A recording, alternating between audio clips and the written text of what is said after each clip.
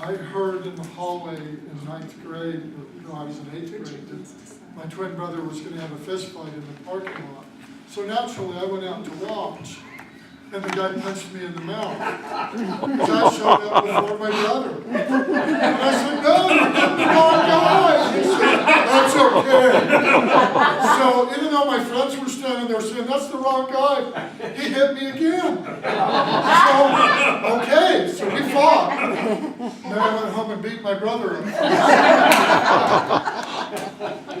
But it wasn't always bad.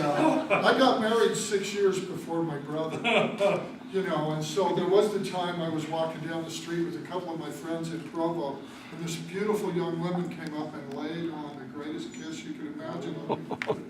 And I went, wow, what was that for? And she said, I'm enjoying dating you. And I looked at my friends and said, I think I know who she thinks I am. I said, darling, you see that? I'm married. My name's Bliss. His name's Chris. Oh, he told me about you. Did you say do it again? I had a lot of things like that. Yeah. Well, maybe my name is Chris after all. I can tell a lot of twin stories like that. Well, one of the neatest stories is Bliss was on a school bus, I believe, going to an activity, and some real cute girls were sitting right in front of him.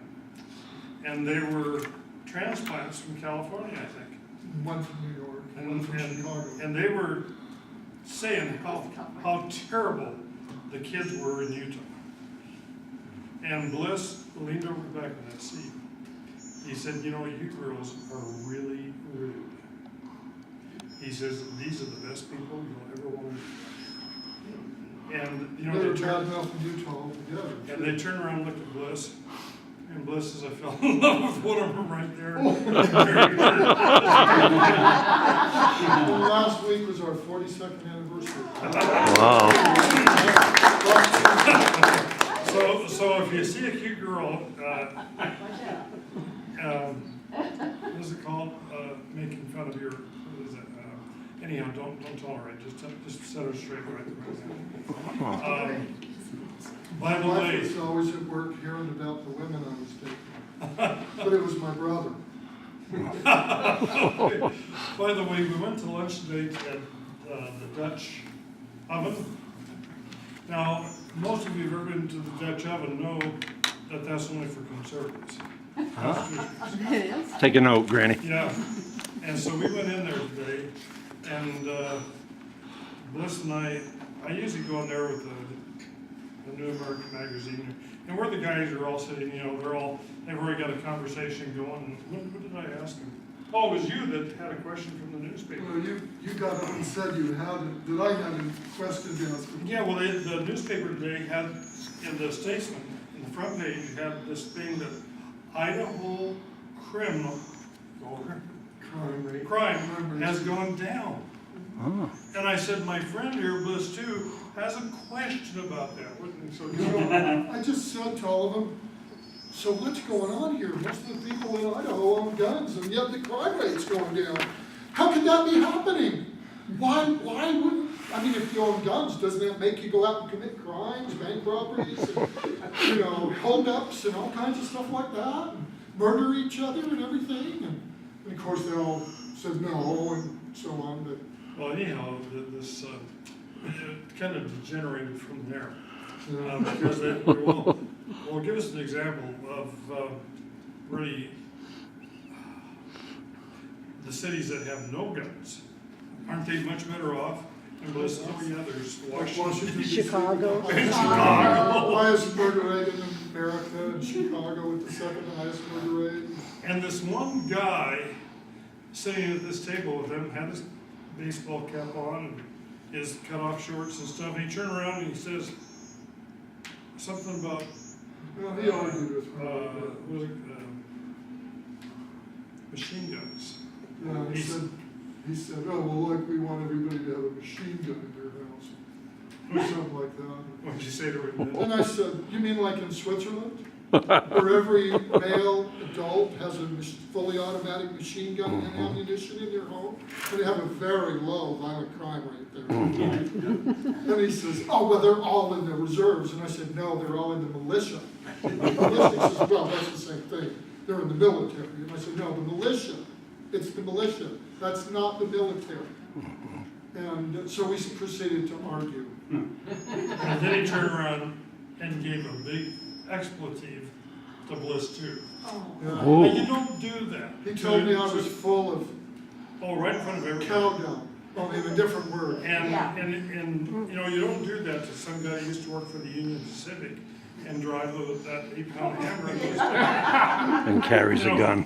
Bliss, you know, that S shirt came on, and Bliss did something I've never seen before. He said, well, you're full of Calvin. Just as loud as that guy did. The guy was a little bully, and nobody had ever done that to him before because we're too dang nice. Isn't that true? And as soon as Bliss did that, that guy said, oh, shut up. He didn't say another word. Until he left. Until he came over and he said to me, welcome to Boise. And I said, I get here often. I hear a lot. Well, you know, the other reason is because the prisons are already full. Yeah, right. And that's my question is, if our crime rate's going down, why do they want to build more jails? They're good jobs. Make work. Yeah. Or they're gonna pass more laws so they know that they'll make more outlaws. Have I made enough, That's I'm the color commentator. He's quite rise, so that's the reason why. Switzerland has never been invaded, has it? No, but you know, they federated 800 years ago. So they have been an independent federation for 800 years. Not invaded. And the Swiss, Oh, yeah. and they've been freed. And a German general during the World War II era came over. A Nazi general. A Nazi general, and he talked to General, I guess it was Henri Guesson. And he asked Henri, Henri was taking him around and showing him some of the, No, Henri is Swiss. yes, showing Swiss this general. German general, this Nazi general, some of their emplacements and how they operate as a militia and how trained they are and so on. And finally, the Nazi general said, well, General Guesson, what would you do if two divisions of the German army invaded Switzerland? And Bet I could the guess. general calmly said, well, we'd each shoot twice and go home. They knew how many had. They were trained, they were perfect marksmen, they already had their assigned emplacements. They had their batteries in the mountains and everything, and they knew what they were gonna do, and he made it clear that's what we'll do. They speak 3 different languages. French, That's mysterious. French, German. That's why Germany, Italian. the Nazis never invaded Switzerland. Yeah. Because they That's knew, right. they knew what they'd be up The to. geography is such that it'd be very difficult to come up over the mountains. I mean, they could bomb them from air, but Our president, Jack McManus, president of the John Birch Society, said that the sad day was the day that the Swiss joined the United Nations, because that was the day they gave up on being a sovereign power after 800 years of sovereignty.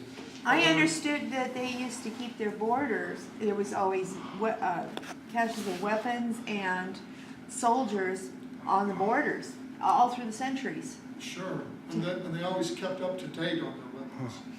Doesn't it also help that they have everybody's money? And they kept. Right, two short things, guns and money. Well, tonight I'm probably going to be talking to